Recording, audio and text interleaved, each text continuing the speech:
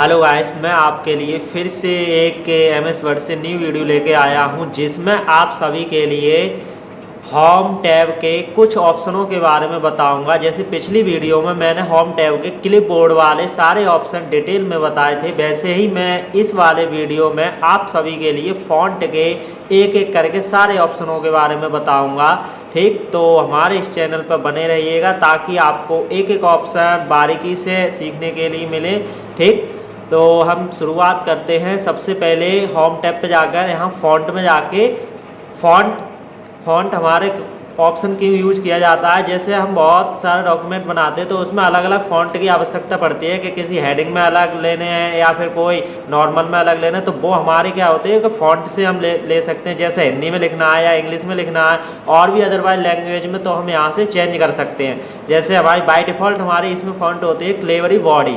ठीक है, तो हम यहाँ से क्या करते हैं, एक प्रैक्टिस पैराग्राफ लेते हैं। जैसे प्रैक्टिस पैराग्राफ कैसे लेते हैं वो हमने पिछली वीडियो में बता चुका हूँ, तो इस वाले वीडियो में बताता हूँ कि equal RAND rand open bracket close bracket enter, ये मेरा क्या आ गया, प्रैक्टिस पैराग्राफ आ गया, जिस पर हम क्या करेंगे, ऑप्शनों का यूज करेंगे इस पैराग्राफ पर। और ये क्यों किया जाता है, क्योंकि बहुत सारे कंप्यूटर यूजर को फास्ट टाइपिंग नहीं आती है, तो उसके अकॉर्डिंग ये पहले से ही एमएस वर्ड सुविधा देता है ताकि प्रैक्टिस पैराग्राफ लेके और ऑप्शनों का यूज कर सके। तो हम यहाँ से क्या है कि हमारी क्लेवरी बॉडी है, ये ऑप्शन समझ में आ गया होगा। नेक्स्ट क्या करते हैं कि फॉन्ट साइज, यानी कि बहुत ऐसा होता है कि हमको फॉन्ट साइज कम ज़्यादा करने की आवश्यकता होती है। जैसे कुछ सिलेक्ट किया हुआ ही टेक्स्ट से बढ़ाना है या कम करना है, या फिर सारा जितना मैटर है वो ही पूरा टाइप करके वो भी उसका साइज बढ़ाना है। जैसे इसका साइज है अभी बाई डिफ़ॉल्ट 11 होता है। क्या होता है बाई डिफ़ॉल्ट 11, तो इसका साइज कितना है, बाई डिफ़ॉल्ट 11 है। तो यहाँ पर अगर इसको शॉर्टकट तरीके से करना है, इसका साइज कम ज़्यादा, तो वो मैं क्या करूँगा कि Ctrl+Shift+PR इसकी शॉर्टकट की है, जो हम कीबोर्ड से कर सकते हैं। नेक्स्ट क्या है कि आप इसका साइज जैसे यहाँ पर जाएंगे तो यहाँ से देखो इसमें स्टैंडर्ड टूल बार में कितना है, 72 है, और कम से कम कितना है, 8 है। ठीक है, तो यानी कि ज़्यादा से ज़्यादा 72 और कम से कम कितना है, 8 है। अगर इससे भी ज़्यादा मुझे करना है, जैसे 72 से भी ज़्यादा, तो क्या करेंगे, कीबोर्ड से Ctrl+Shift ग्रेटर मतलब कंट्रोल और कर्ली ब्रैकेट दबाएंगे। क्या करेंगे, कर्ली ब्रैकेट, कंट्रोल के साथ कर्ली ब्रैकेट तो फिर ज़्यादा बढ़ेगा, और कंट्रोल के साथ कर्ली ब्रैकेट क्लोज करेंगे तो कम होगा। ऐसे ही हम क्या करेंगे, Ctrl+Shift से ग्रेटर देन बढ़ाएंगे तो भी इसका साइज बढ़ेगा, और Ctrl+Shift greater than less than से कम होगा। यानी कि हम शॉर्ट वीडियो भी बना चुके हैं इसके ऊपर, तो वो जाके आप वॉच कर सकते हैं साइज से कम ज़्यादा करने से रिलेटेड। अब मैं इतना ही रखता हूँ, नेक्स्ट ऑप्शन के आगे बढ़ता हूँ। जैसे इसमें ऑप्शन है, ये हमारा क्या है कि ग्रो फॉन्ट, जिसकी शॉर्टकट की आ रही है Ctrl+ ग्रेटर देन, यानी कि हम इससे भी टेक्स्ट का साइज कम ज़्यादा कर सकते हैं। जैसे ग्रो माने बढ़ाना और श्रिंक माने घटाना। जैसे श्रिंक है, श्रिंक फॉन्ट जिसकी शॉर्टकट ही Ctrl+, तो यहाँ से कम कर सकते हैं। तो ये अच्छे से ऑप्शन आ गए होंगे। अब नेक्स्ट इसी से आगे ही चलते हैं, चेंज केस। चेंज केस की मैं वीडियो, शॉर्ट वीडियो भी बना चुका हूं, जिसमें आप लोगों के लिए क्रम से बताए गए हैं एक एक करके, तो मैं दोबारा फिर बता दे रहा हूं इसमें कि जैसे चेंज केस कहाँ यूज किए जाते हैं। ये सेंटेंस में यूज किए जाते हैं। जैसे एक सेंटेंस में सिलेक्ट कर लेता हूं, यहाँ से मैंने क्या कर लिया कि एक सेंटेंस सिलेक्ट कर लिया यहाँ से। अब मैं क्या करूँगा, इस सेंटेंस में बाय डिफ़ॉल्ट हमारा है सेंटेंस केस होता है, क्योंकि सेंटेंस में जो पहला अक्षर होता है वो कैपिटल होता है, यानी कि बड़ा होता है, तब हम यूज करते हैं सेंटेंस केस। अगर मुझे जैसे सारे स्मॉल में करना है तो कौन सा केस यूज करेंगे, लोअर केस, यानी कि इस पर मैंने क्लिक कर दिया तो वो वाला देखो अक्षर था वो हमारा स्मॉल में हो गया। नेक्स्ट क्या करेंगे कि इसमें आते हैं कि अपर केस, यानी कि सारे बड़े ही करने हैं, तो हम कौन सा केस यूज करेंगे, अपर केस यूज करेंगे। जैसे ये सारे हमारे कैपिटल में आ गए। नेक्स्ट क्या करते हैं, अगर मुझे एक एक शब्द का पहला अक्षर बड़ा लेना है तब हम कौन सा केस यूज करेंगे, वो हमारा केस है कैपिटलाइज ईच वर्ड। जैसे इसमें मैंने कर दिया तो प्रत्येक शब्द का पहला अक्षर बड़ा हो गया। अब नेक्स्ट हमारा आता है केस टॉगल केस, यानी कि टॉगल केस में क्या यूज होता है कि प्रत्येक शब्द का पहला अक्षर छोटा कर सकते हैं। जैसे इसमें सेम दिखाई दे रहा है। अब यहाँ पर क्या है, केसों में सेम वैसे ही यूज करना है, इसमें सारे सेम दिखाई दे रहे हैं उसके अकॉर्डिंग ही यूज होता है। नेक्स्ट क्या आता है ऑप्शन यहाँ पर क्लियर फॉर्मेटिंग, ये कब यूज किया जाता है और ये बहुत ही यूज किया जाता है। वो कैसे, जैसे हमने ये फॉर्मेटिंग अभी लगाई इसमें आने की टॉगल केस लगाया। नेक्स्ट क्या करते हैं हम यहाँ पर के फॉन्ट साइज, यानी कि यहाँ पर आता है फॉन्ट में, ये हमारा कौन सा है कि फॉन्ट कलर है, यानी कि उसका कलर मतलब फॉन्ट में कलर भी हम दे सकते हैं। जैसे यहाँ पर मैंने यहाँ क्या कर लिया, रेड ले लिया, ये मैंने कलर कर दिया। हम अदरवाइज भी और भी कलर ले सकते हैं अलग अलग टेक्स्ट में, जितने में हम सिलेक्ट करेंगे उतने में। नेक्स्ट मैंने ये ले लिया।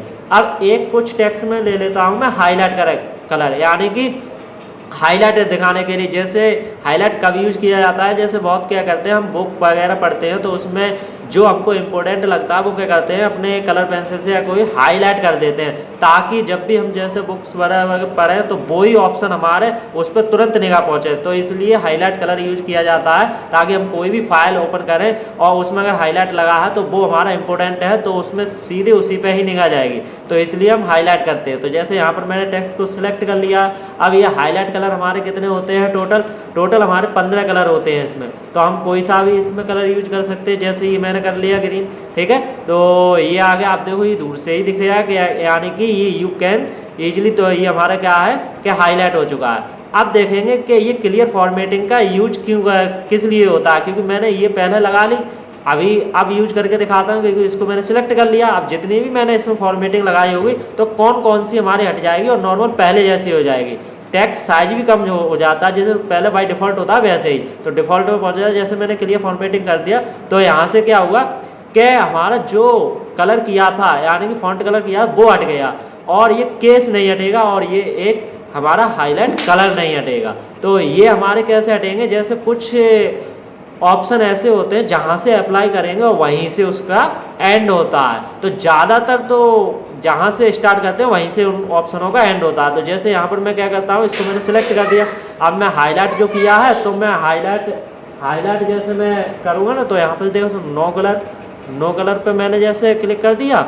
अब नेक्स्ट मुझे क्या करना है कि यहाँ से जाना है। अब ये यहाँ पे कर देता हूँ सेंटेंस केस में।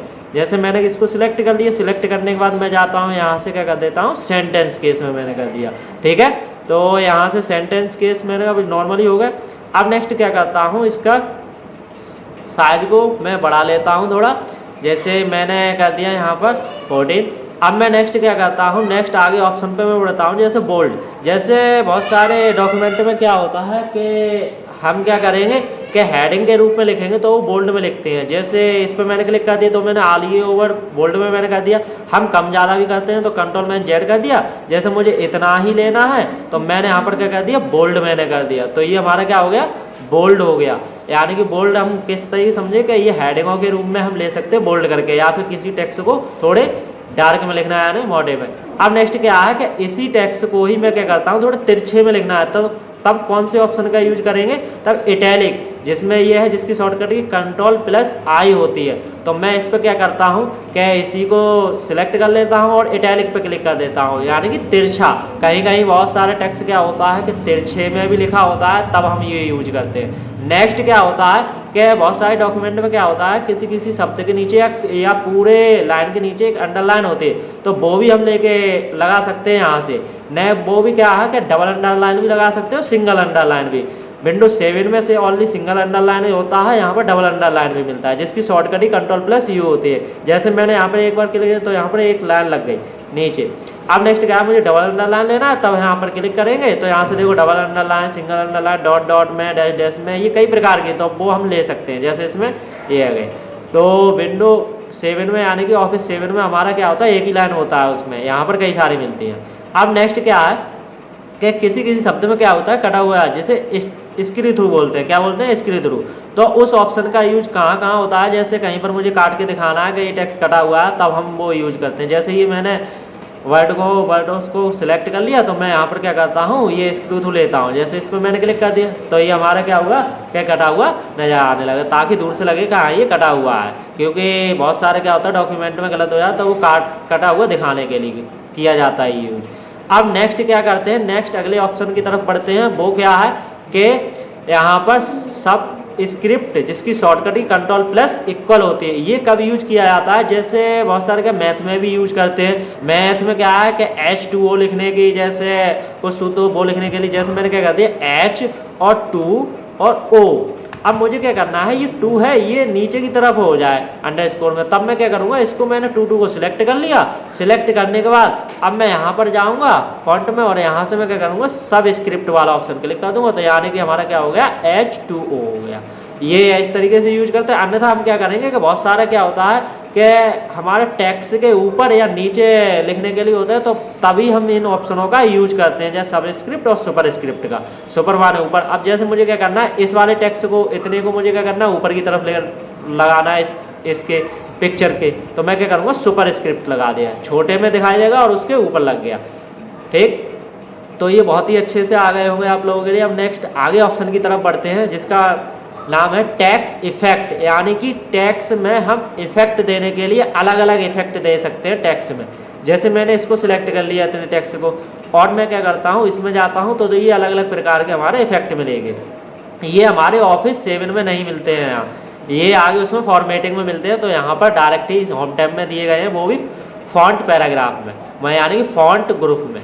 ठीक है, तो ये इसमें हम क्या कर सकते हैं, यहाँ से क्या समझे, अलग अलग प्रकार का हम अलग अलग टेक्स्टों में यानी कि अलग अलग वर्डों में हम इफेक्ट दे सकते हैं, यानी कि अलग अलग लाइनों में भी इफेक्ट दे सकते हैं। ठीक, तो आज की वीडियो में बस इतना ही आप लोगों के लिए बताया गया है, वो भी बारीकी से एक एक ऑप्शन बताए गए हैं।